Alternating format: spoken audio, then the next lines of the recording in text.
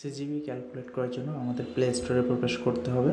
Play স্টোরে প্রবেশ করে সার্চ করে আমাদের টাইপ করতে হবে easy CGPA. So easy CGPA type করা হলে আমাদের সার্চ করতে হবে। সার্চ করলে আমাদের সামনে একটি অ্যাপ লিঙ্ক চলে আসবে। সো দেখা যাচ্ছে ইজি সিজিপিএ অ্যাপটি চলে এসেছে। এই অ্যাপটি আমাদের ইনস্টল করে নিতে হবে। সো ইনস্টলে ক্লিক করলে আমাদের ইনস্টল করে নিতে হবে।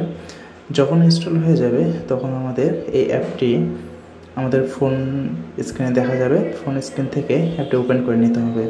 ওপেন করলে আমাদের ফার্স্ট ইন্টারফেসটি আসবে ঠিক এরকম।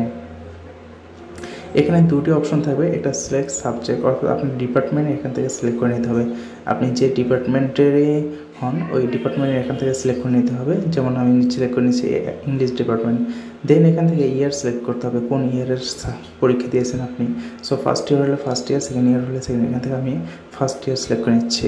এরপর চেকে ক্লিক করতে হবে। চেকে ক্লিক করলে আমাদের সামনে ঠিক এরকম একটি ইন্টারফেস চলে আসবে। এখানে আমাদের বাম সাইড থেকে গ্রেড সিলেক্ট করতে হবে সাবজেক্ট ওয়াইজ। সো আমি এখান থেকে সাবজেক্ট ওয়াইজ গ্রেডগুলো সিলেক্ট করে নিচ্ছি, যে সাবজেক্টের যে গ্রেড পেয়েছি সেই গ্রেড। দেন আমাদের সিলেকশন শেষ হলে আমাদের ক্যালকুলেটে ক্লিক করতে হবে। ক্যালকুলেট ক্লিক করলে আমাদের রেজাল্ট পয়েন্ট সহ first class, second class, third class show করবে। সো এভাবে আমরা সহজেই